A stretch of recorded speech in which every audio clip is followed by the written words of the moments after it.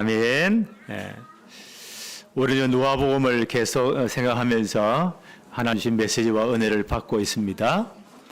오늘 누가복음 12장 이 본문 말씀은 예수님 3년 정도 공생의 기간 중에 후반부입니다. 예수님 공생의 3년 정도를 잘 살펴보면 한 2년 정도가 북쪽에 있는 갈릴리 호수를 중심으로 사역을 하셨습니다. 12제자를 뽑으시고 많은 기적과 이적을 행하시면서 예수님이 그리스도라는 사실을 계속 말씀하셨습니다. 그러면서 이제 예수님이 점검해 보시죠. 저렇게 많은 사람들이 나를 따라오는데 저 사람들이 나를 누구라고 생각하더냐. 그때 베드로가 전체를 대표해서 이제 제자들이 말을 하죠. 엘리야 같다고 합니다. 예레미야 같다고 합니다. 또 세례요한 같다고 합니다. 선지자 중에 하나라고 생각합니다. 다들 틀린 답들입니다. 그래서 묻습니다. 너희는 나를 누구라고 생각하느냐? 그때 베드로가 정확한 답을 했죠. 주님은 그리스도시요 살아 계신 하나님의 아들이십니다. 그 말이 무슨 말입니까? 창세기 3장 15절부터 하나님이 처음부터 제시한 구원의 길, 여자의 후손으로 오실 바로 그 그리스도이십니다. 메시아이십니다. 살아 계신 하나님의 아들이십니다. 정확한 신앙 고백을 받으십니다. 그리고 주님께서 이제는 내가 이 그리스도라고 했으니까 그리스도의 사역을 완성하기 위해서 예루살렘을 올라가실 것을 결심하십니다. 예루살렘 올라가시는 과정 가운데 전 유대 지역과 베레아 지역을 통과하시면서 예루살렘으로 가는 길입니다. 뭐 하기 위해서요? 십자가 지기 위해서. 왜요? 십자가 져야만이 하나님 나라가 이루어지니까. 십자가 지시고 부활하심으로 말미암아 우리를 구원할 복음이 완성되기 때문에 예루살렘 올라가는 중이에요. 예수님의 소문이 계속 퍼지니까 사람들이 막 몰려오는 겁니다. 오늘 누가는 이 사실을 여러 자료를 이제 참고해가지고 이걸 전부 다 이걸 모았죠. 기록을 다 모아가지고 이렇게 표현했어요.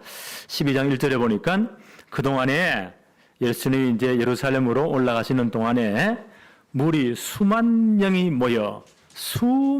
모였다. 야, 지금도 수만 명이 모이면 이게 엄청난 숫자입니다. 근데 이 사람 그때 이 정도로 모였으니까 엄청난 사람들이 모인 거예요. 서로 밟힐 만큼 되었더니 서로 밟힐 만큼 되었다. 이해됩니까? 이렇게 많은 분들이 모였어요. 그때 예수님께서 이제 제자들에게 중요한 교훈을 하십니다. 계속 말씀 볼까요? 예수께서 먼저 제자들에게 말씀하여 이르시되, 예수님의 사역을 자세히 살펴보면 수많은 무리들이 몰려옵니다. 그분들에게 하나님 말씀을 가르치고 또 치료하시고 많은 역사를 일으키십니다. 그러나 진짜 예수님 관심은 누구에 있다고요? 제자들에게 있어요. 12제자를 뽑으셨잖아요. 그 이후에 70인 제자들을 또 평신도를 뽑으셨어요. 그런 제자들에게 주님은 중요한 말씀을 하십니다. 오늘 그 제자들에게 하시는 말씀입니다. 먼저 제자들에게 말씀하여 이르시되 바리새인들의 누룩 곧 외식을 주의해라. 너희가 앞으로 복음의 증인 될 것인데, 하나님 나라의 복음의 증인 되어서 이 하나님 나라를 증거할 것인데 사역 중에 뭘 조심하라고요? 바리새인들과 누룩의 특징이 뭐예요? 이스트란 말입니다. 이 빵을 구울 때 이스트를 넣잖아요. 반죽할 때 그걸 구우면 그 전 가루에 퍼져가지고 이만큼 부풀어 올라요. 전체를 다 변화시켜요. 그 바리새인들의 누룩을, 영향력이 그렇게 크단 말입니다. 그 위선과 외식을 너희들은 정말 조심해야 된다. 라고 말씀하시면서 너희들이 하나님 나라의 복음을 증거할 제자의 삶을 이렇게 살아야 된다. 앞으로 여러 가지 복음 때문에 핍박도 올 것이다. 고난도 올 것이다. 많은 두려운 사건도 생길 것이다. 염려할 일도 굉장히 많을 것이다. 오늘 본문을 쭉 읽어보면 어떤 말이 제일 많이 나오죠? 그러나 너희는 두려워하지 말아라. 설령 복음 때문에 잡혀간다 할지라도 뭘 말할까 염려하지 말아라. 성령이 진짜 역사하시니까 이 말을 계속 반복하십니다. 오늘 제목이 뭐예요? 두려워하지 말라, 염려하지 말아라. 예수님 이 말씀을 자세히 묵상해 보면 지금 우리 이 땅에 잠깐 나그네 삶을 사는데 70, 80, 90, 100 거의 사람들의 말을 많이 들어보고 뉴스를 들어보잖아요. 뭐가 제일 많을까요? 주로 사건도 많고 고민도 많고 요즘 뉴스 틀기가 진짜 참 힘들어 보니까요. 지금 터키나 시리아 지역에서는 지진 때문에 지금까지 끔찍하더라고요. 전 세계가 지금 두려움에 떠는 겁니다. 요즘 필리핀 가보니까요. 그건 우리보다 훨씬 더 후진 나라니까 선교사에 물어봤어요.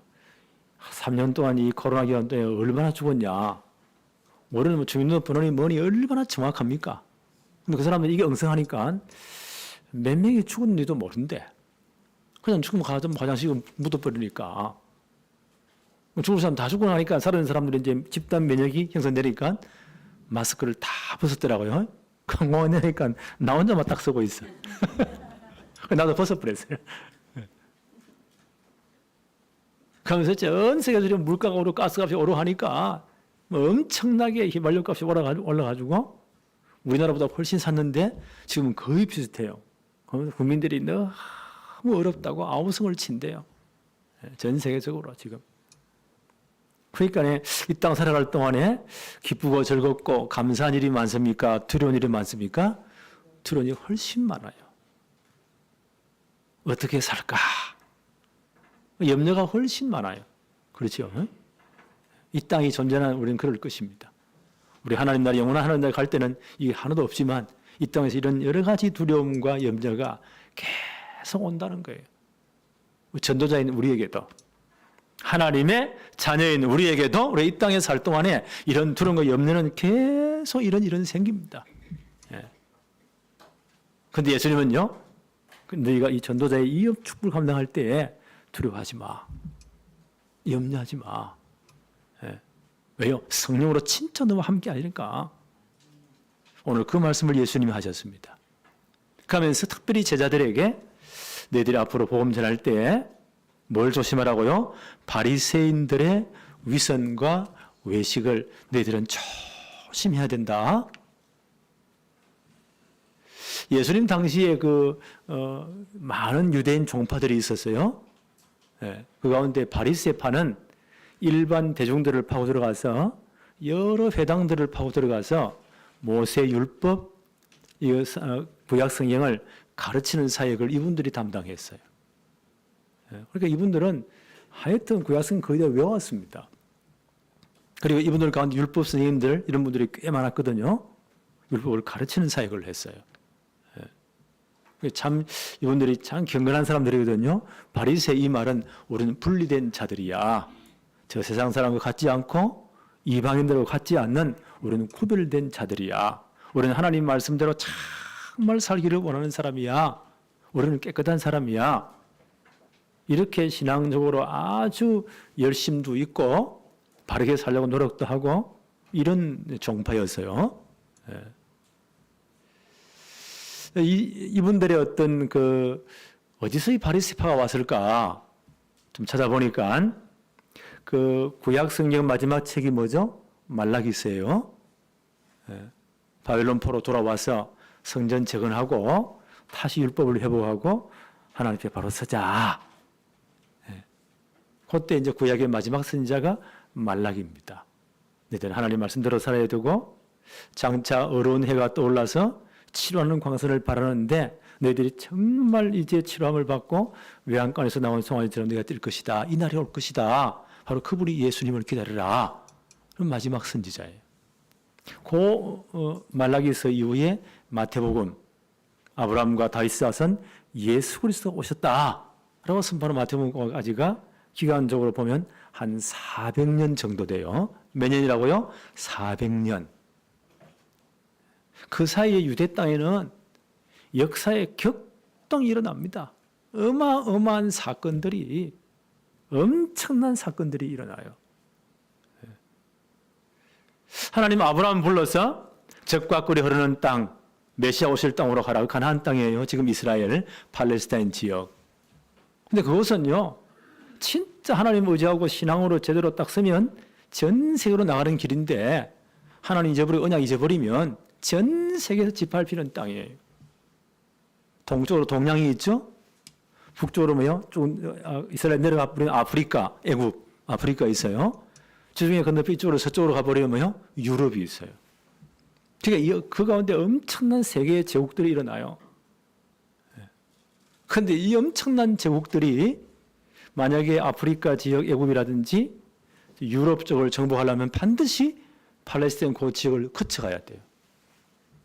옛날에 군인들이 전부 다 걸어 다녔거든요. 수백만 군인들이 걸어 다니면서 애굽을 정복하러 내려가거나 유럽을 정복하러 갈 때 그 지역을 지나가야 돼요. 그러니 이게 또 박살나는 거예요. 또 유럽의 나라들이, 서방적인 나라들이 주로 이제 헬라, 알렉산더 대학이죠. 전 동방을 정복하려면 요 지역을 또 거쳐가야 돼. 애굽의 엄청난 제국주의가 저 동양이라든지 서방을 침범하려면 또 이 지역을 거쳐가야 돼. 그래 여기는 막 이래저래 골치 아픈 땅이에요. 진짜 신앙 없고 복음이 없으면요, 맞아 죽는, 정말 밟혀 죽는 땅이에요. 그 400년 동안 이 엄청난 격병이 일어난 거예요. 남쪽 유다가 하나님의 말씀을 차 버리고 끝까지 회개 안 하니까 바벨론 포로 70년 들어봤죠? 그 바벨론 나라에 70년 포로 돼가지고 고생하다가 돌아왔어요. 바벨론이 망하고 메데파사, 성경에는 메데파사라고요. 그게 세계사에는 페르시아 제국이에요. 이 이제 바벨론을 정복하고 고레스라는 왕이 유대인들을 다 돌아가서 다시 성전 짓고 회복하고 나를 위해 기도해 다오. 돈도 주면서 돌려보냈어요. 예수님 오시기 한 500년 전의 일입니다. 그들이 너무 기분 좋게 돌아와가지고 많은 사람들은 남아있지만 또 신앙인은 돌아왔어요. 성전을 건축하고 율법을 다시 해석하고 다시 신앙하는 거예요. 근데 한 100년 좀 지나니까 점점 그 간격은 사라지고 엉망진창되는 거예요. 그때 말라기 선지자 일어나가지고 11조 바로 해. 언약 바로 붙잡아. 그리고 진짜 말씀의 주인공은 그리스도 바라봐야 돼. 라고 선포한 것이 말라기세요. 그때쯤 되니까 페르시아가 망하고 헬라 제국이, 그리스 제국이 페르시아 전체를 무너뜨리고 전 지역을 다 장악했어요. 헬라 제국 하면 누가 생각나죠? 알렉산더 대왕. 마게도니아 알렉산더 대왕이 이 양반이 20살 때 엄청난, 자기 아버지의 엄청난 배경을 가지고, 이 철학자 가운데 아리스토텔레스, 플라톤의 제자죠. 그 사람이 이 양반 선생님이었어요. 공부도 진짜 많이 한 사람이었어요. 이 알렉산더 대왕은 그 전쟁터로 돌아다니면서도 늘 책을 읽었대요. 이 양반 희한한 사람이에요. 페르시아 제국이 엄청난 황금의 제국인데 그 엄청난 보석을 다 가져와야 되는데 그 보석 넣은 통을 발견하고는요, 보석 다 비워버리고, 좀 이상하죠? 그 좋은 책들을 딱 거기 담아, 이게 제일 큰 보석이야. 그걸 들고 다녔대요. 자기 전에도 항상 부관들에게 책을 읽어줘. 불안하니까 칼을 한 손에 쥐고. 이 양반이 그런 사람이었어요. 20살 때 전체 운을 일으켜가지고요, 이 페르시아 제국을 완전 박살내어 버립니다. 페르시아 제국하면 누가 생각나죠? 에스더의 그 남편 아하수에로 왕, 페르시아 제국의 왕이에요. 그 사람이 있을 때 그 페르시아 제국이 엄청나게 강력했어요. 그게 저 서쪽에 있는 그리스 제국, 이 헬라 제국들 도시 국가들을 박살내기 위해서 엄청난 군인들을 모집하기 위해서 그 제국 안에 있는 모든 장군들, 분부왕들을 불러다가 잔치하는 장면이 에스더스에 나오죠. 바로 그 양반이에요. 근데 그 양반 이후에 페르시아 제국이 점점 힘이 빠지는 거예요. 여러분 마라톤 들어봤죠? 올림픽의 꽃이 뭐죠? 마라톤이에요. 그 마라톤 전투 이후에 그 강력한 페르시아 제국이 헬라 제국에 점점 밀리는 겁니다. 이 그리스 전체에 있는 도시국가들을 정복하기 위해서 마라톤이라는 그 평원에서 전투가 붙은 거예요. 근데 그리스 여기에 있는 사람 군사들이 얼마나 용맹한지 그 강한 페르시아 제국을 완전 박살내버렸어. 그리고 한 군사가요, 아테네까지 우리가 이겼습니다 하는 성령 소식을 들고 막 뛴 겁니다. 죽을 힘을 다해 뛴 겁니다. 그래가지고 그 도시 도착해가지고 우리가 처강한 페르시아 제국을 완전 박살내고 이겼습니다 하고 꼴까다 죽어버렸어. 그걸 기념해가지고 그 거리를 재가지고 마라톤이 생긴 거예요. 그래서 지금 그러니까 페르시아는 얼마나 기분 나쁩니까? 그 페르시아 제국의 후예들이 지금 이란이에요. 이란하고 우리는 굉장히 가까운 나라입니다. 우리 강남에 가면 무슨 도가 있죠? 테헤란로. 테헤란이 어딜까요? 이란의 수도예요. 또 테헤란에 가면 우리 서울로가 있겠죠? 수교를 맺고 이렇게 옛날에 그랬으니까. 그래서 지금도 이란에서 이란 사람들은 올림픽을 할 때 마라톤의 선수를 안 보내요. 기분 나쁘다고. 그 헬라가 지금 전체 알렉산더 대왕이 전체를 다 장악하고 애국까지 장악하고 한 10년 정도 우리가 저 동양으로 진출하는데 인도까지 젠지스강까지 와가지고 한 10년 만에 엄청난 땅을 페르시아 제국이 이 헬라 제국이 그때 이 양반이 33세에 독살했는지 뭔지 하여튼 죽어버렸어요. 역사 이러면 모기를 해가지고 이 풍토병 때문에 죽었다고. 그러니까 그 4명의 장군에 의해서 그 엄청난 제국이 분할되는 거예요. 저끼리 막 치고받고 싸웁니다. 그러다가 최후의 성자가 이제 지금 시리아 지역, 지진나 지역 그 전체 위 이란까지 해서 그게 시리아 헬라 제국입니다. 애굽에도까지 헬라 제국이 엄청난 그 영향을 끼쳤거든요. 애굽에 있는 남쪽에 있는 애굽의 헬라 제국 이 두 개가 살아남은 거예요. 그 둘이가 늘 주도권 다툼을 하는 거예요. 한 150년 정도. 거기에 누가 끼어 있다고요? 이스라엘이 끼어 있는 거예요. 왔다 갔다 계속 짓밟히는 거예요. 그런 상황이 400년 내에 있었다는 겁니다. 그런데 이 헬라 사람들은, 이 헬라 제국은요, 문화가 굉장히 뛰어나요. 지금도 모든 수학이나 논리, 서양 학문의 기초가 헬라 서양입니다. 그 헬레니즘이 대단한 겁니다. 그리고 이 양반들이요, 북쪽에 있는 수리아 헬라 제국이 지배할 때는 예루살렘 전체 이스라엘 나라에 헬라어를 다 문화를 창학하시는 그 히브리 말 쓰지 마. 성경 다 불태우고. 그들이 그렇게 자랑하던 할례 절대 받지 마. 여호와 하나님 섬기지 마.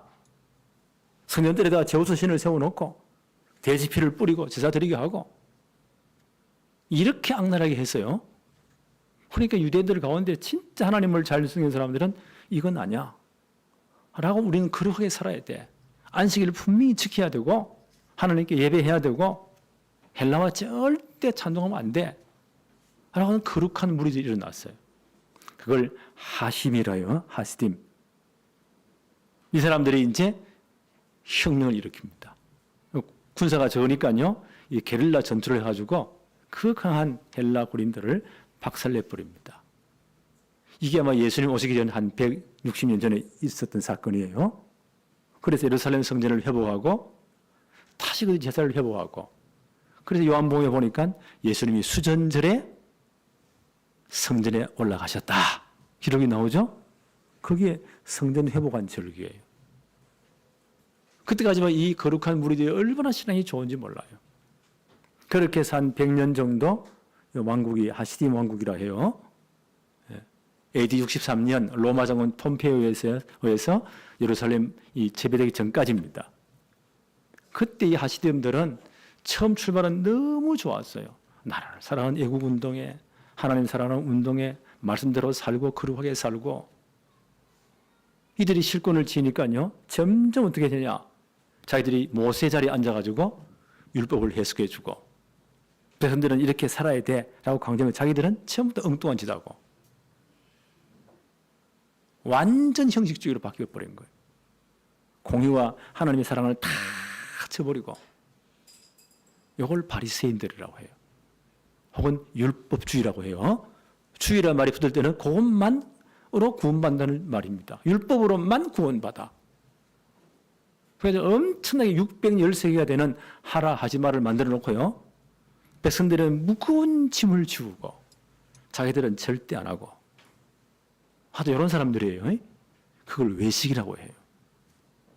예수님은 저 사람들이 누룩을 조심해라. 저 바리새인들의 위선과 여러 가지 외식을 다 너희들은 조심해야 된다. 그렇게 예수님이 이런 하늘나라 복음 전가하면서 이런 말씀을 하시니까 그런 여러 가지 종파들 가운데 바리새인들이 제일 열받겠죠. 그 예수님에 대해서 사사건건 시비를 걸고 마지막에 예루살렘에 예수님 입성하실 때 이 바리새인들과 사두개인들 그때 종교 지도자들이 딱 하나가 돼가지고는요 예수님 십자가에 못 박았습니다. 요 일에 앞장선 사람들이 바리새인들이에요.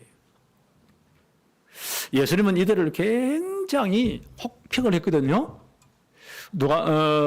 이 마태복음 12장 34절에 보니까 이 독사의 자식들아, 이 말은 그 당시 유대 사회의 제일 악한 욕입니다. 이 독사의 새끼들아.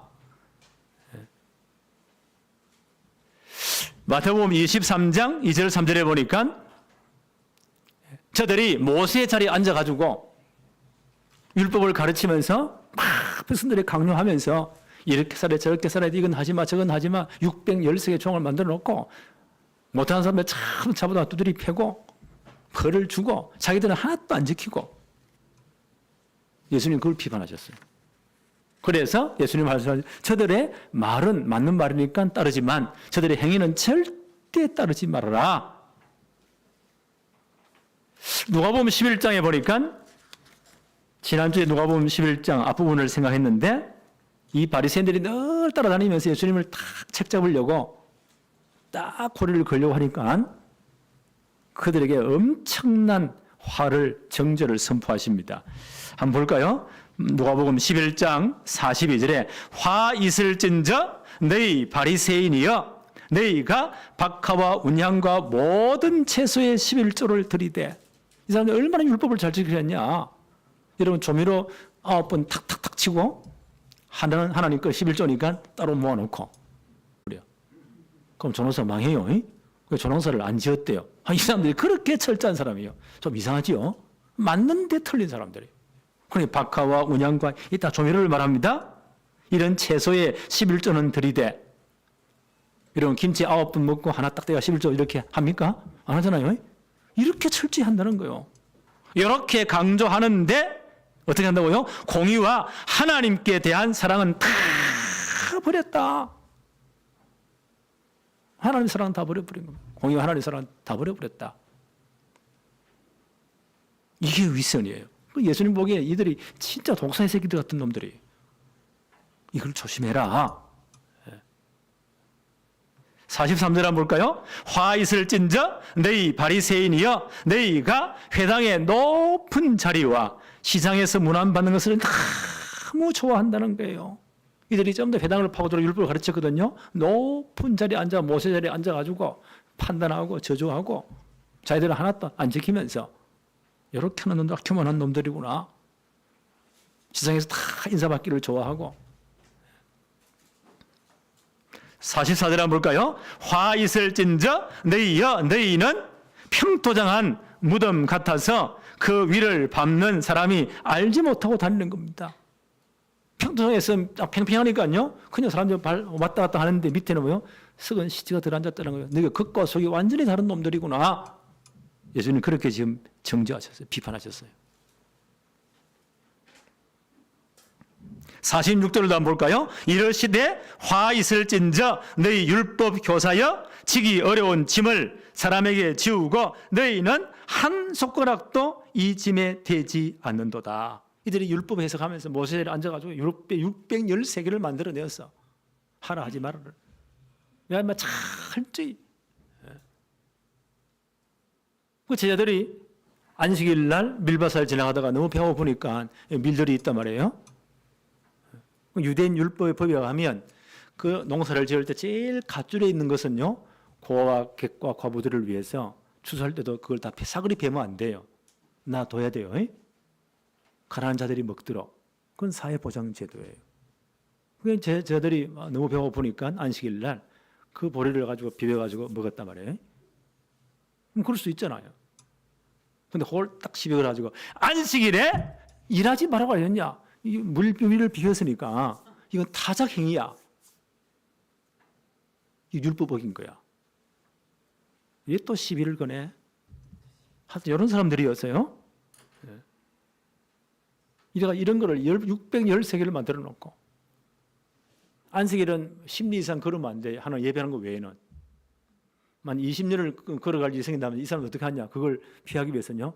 미리 10리를 걸어놓고 다시 돌아와가지고 그 다음날 20리를 걸어가는 거예요. 10리밖에 안 걸었어. 좀 이상하지요. 하여튼 이런 사람들이었어요. 이런 걸 613개를 만들어 놨다니까.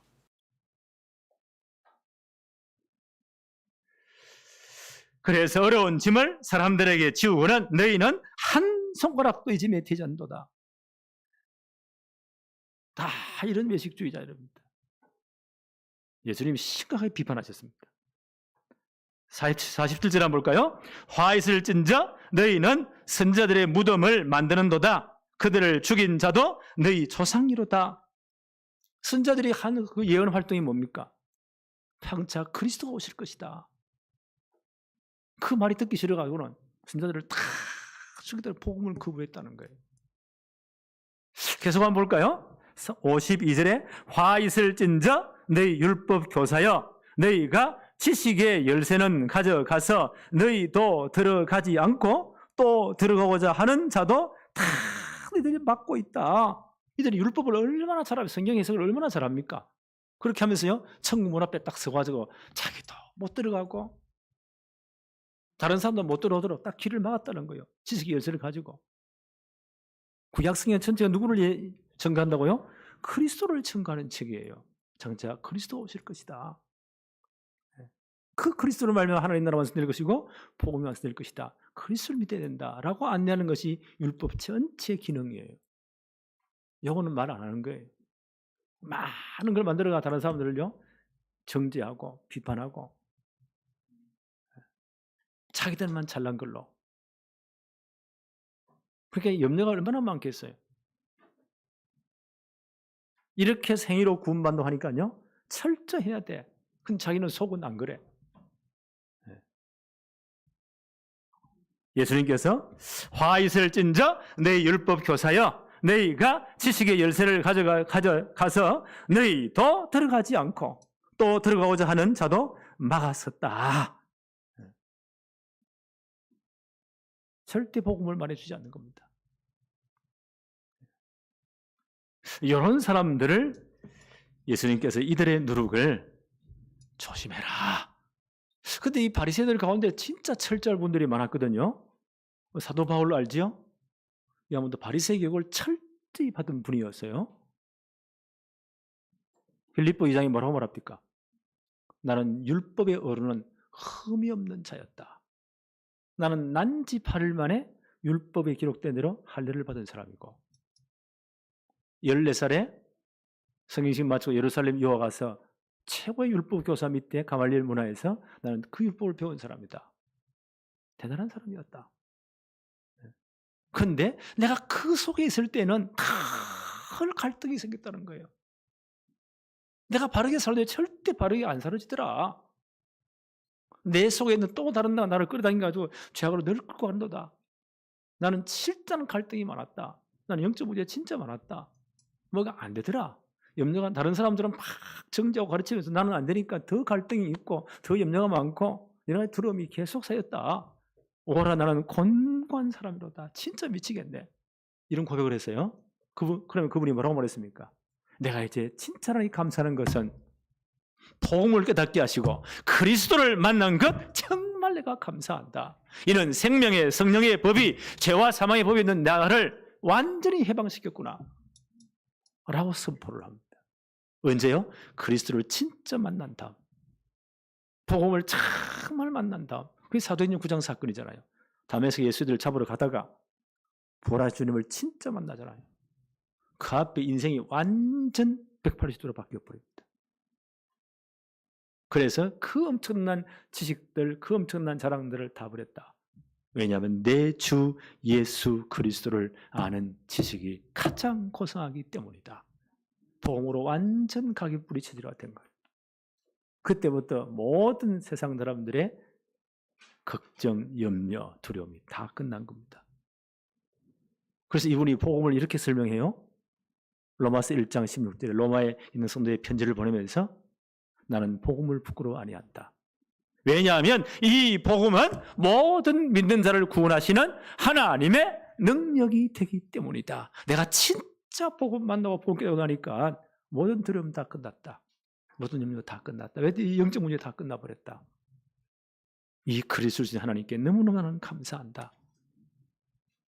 데살로니가 교회에 편지하면서요. 데살로니가 전서 1장 5절에 이렇게 말합니다. 이는 복음이 너희에게 말로만 이런 것이 아니라 능력과 성령과 큰 확신으로 너희에게 복음이 전거되었다.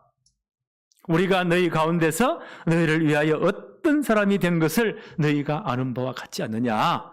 내가 진짜 복음을 저로 만나고 내가 진짜 변화되었고 나는 큰 확신과 성령과 능력 속에서 이 복음을 전거했고 이 축복을 누렸다.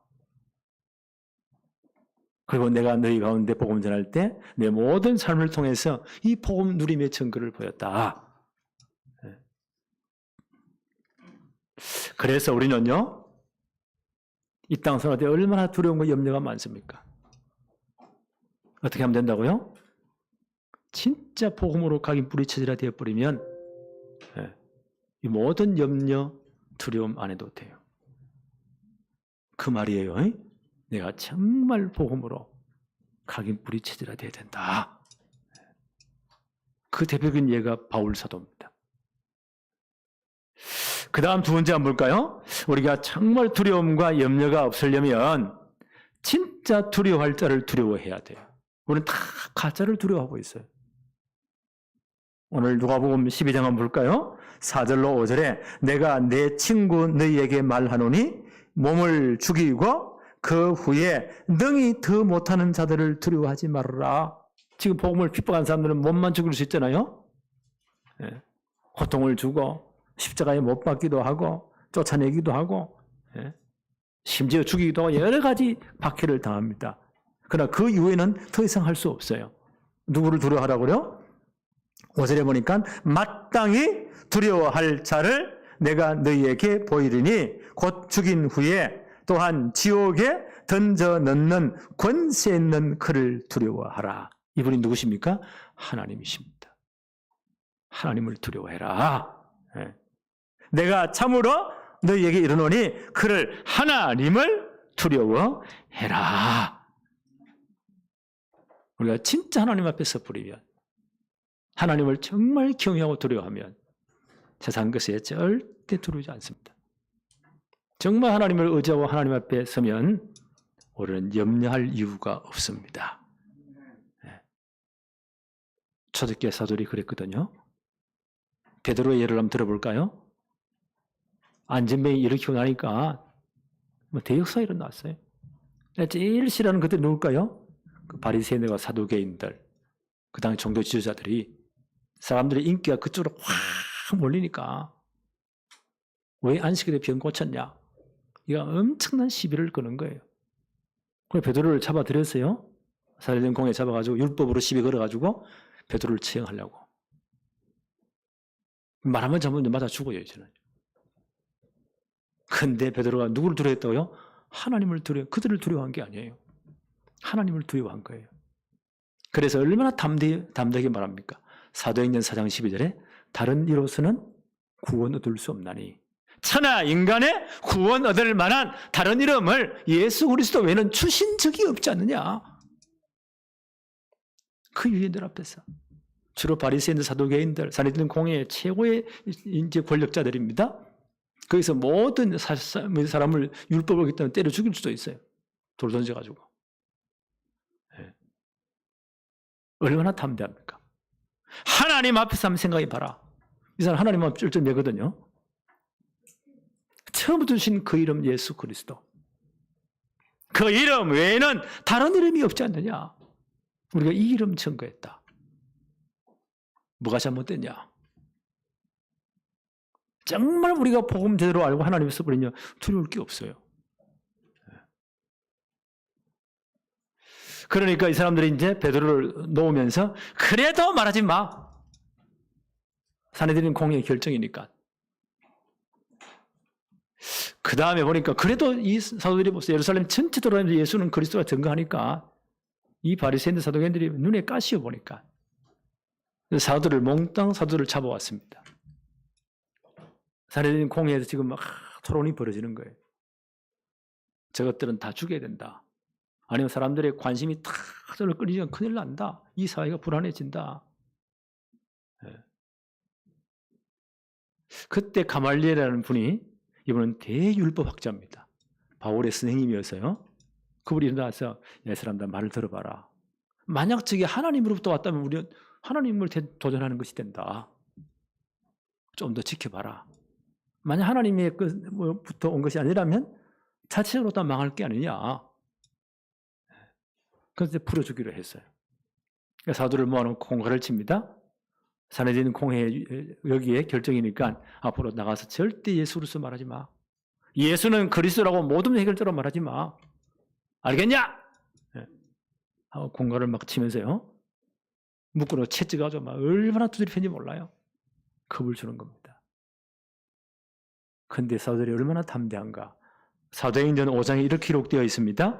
사도행전 5장 40절로 42절에 그들이 옳게 여겨 사도들을 불러들여 채찍질하여 예수의 이름으로 말하는 것을 금하고 놓으니 사도들은 그 이름을 위하여 능력받는 일에 합당한 자로 여김을 기뻐하면서 공회 앞을 떠나니라. 그들이 날마다 성전에 있든지 집에 있든지 예수는 그리스도라고 가르치기와 전도하기를 그치지 아니하였더라.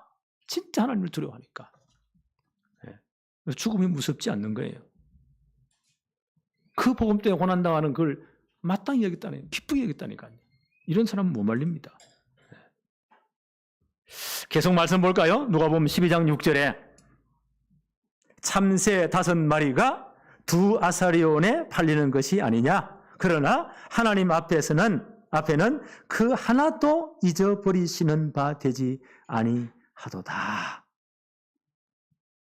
그다음 참새들이 많았는가 봐요. 그러니까 지금도 참새구이는 굉장히 비싸지만 그때는 흔한 새였는가 봐요.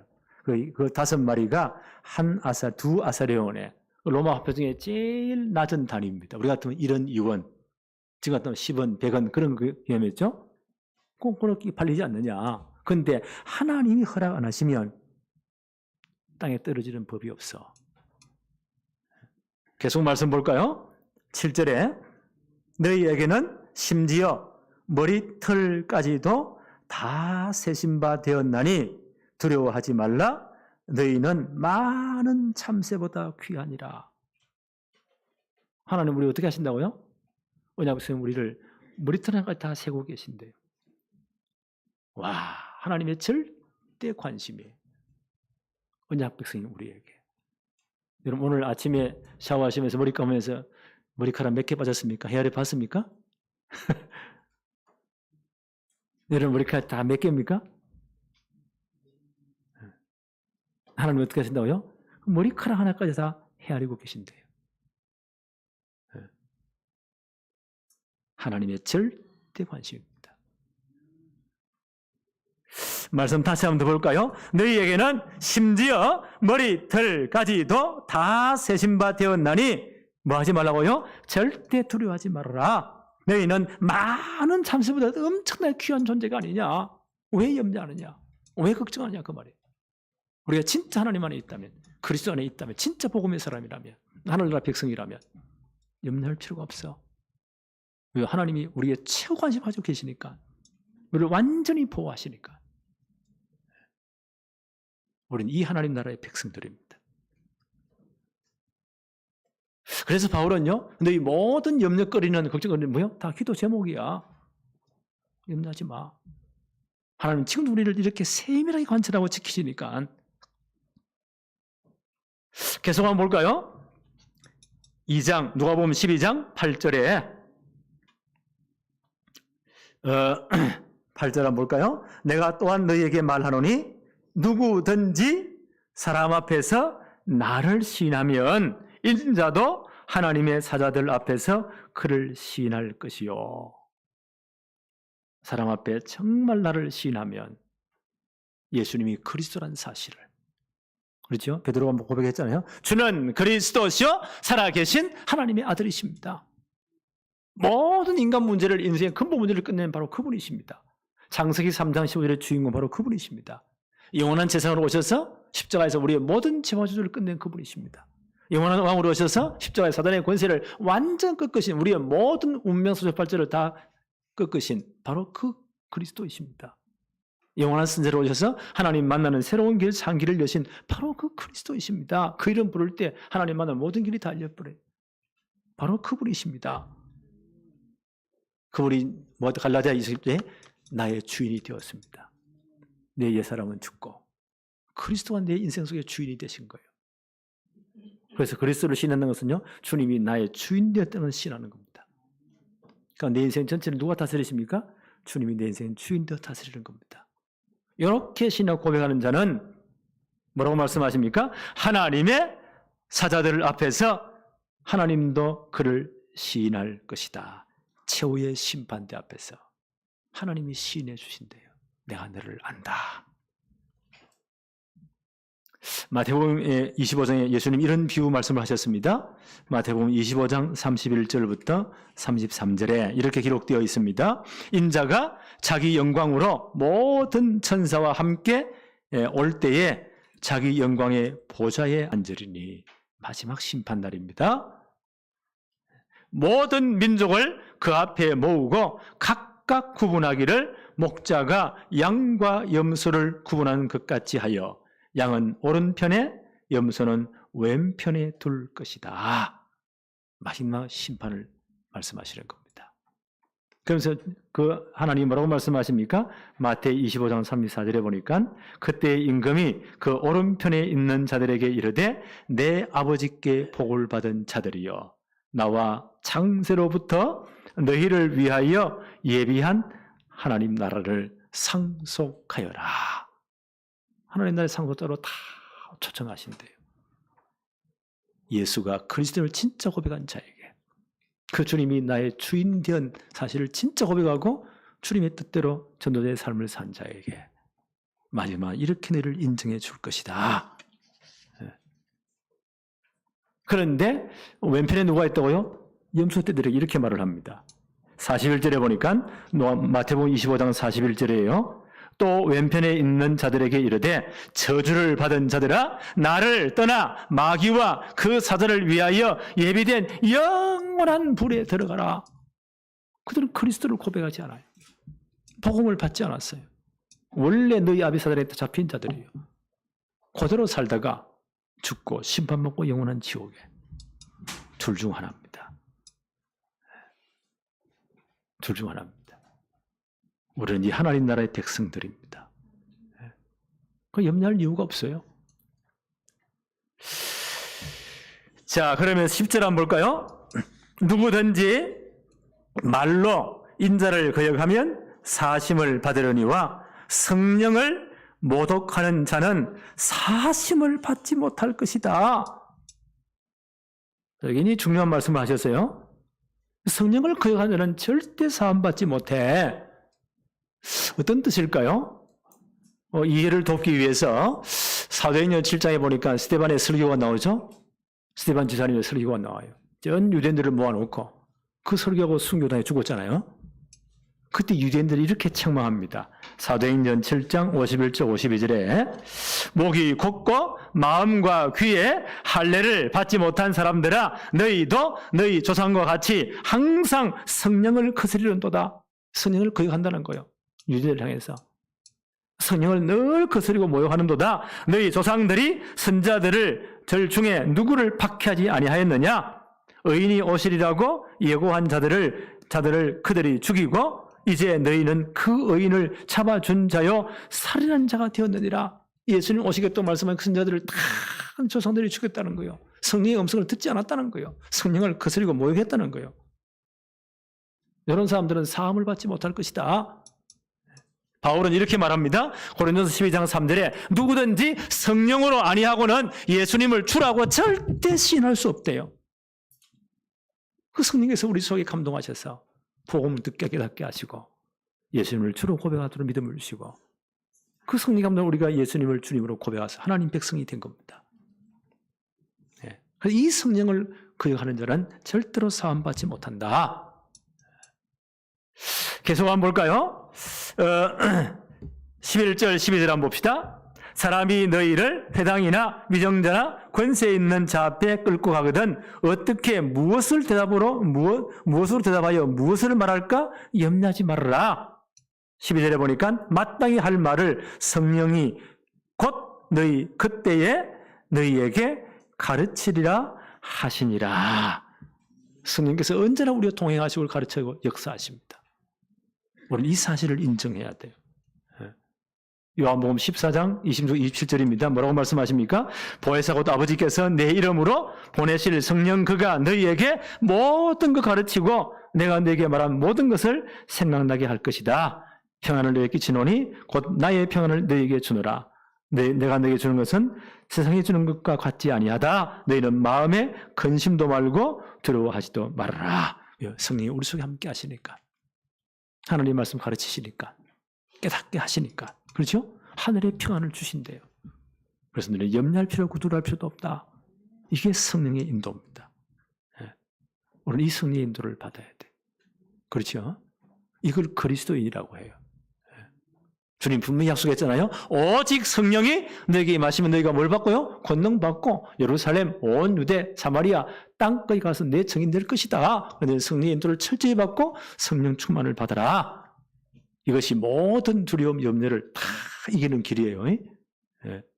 말씀을 정리합시다. 우리는 절대 신앙의 형식주의, 바리새의 형식에 빠지면 안 돼요. 율법주의 빠지면 안 돼요. 대로 복음으로 각인 뿌리 진짜 체질화돼야 돼요.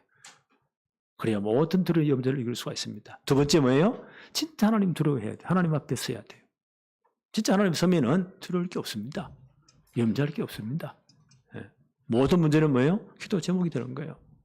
우리는 철저히 이제 성령 인도 받으면 돼요. 깨닫게 하시고, 생각나게 하시고, 능력을 주시고, 모든 걸 이기게 하십니다. 권능을 주십니다. 세공하게 하십니다. 이 축복을 누려라. 그러면 절대 이 땅에 두려워하거나 염려할 필요가 없다. 이 축복이 여러분의 축복이 되어지기를 바랍니다. 하나님 아버지 감사합니다.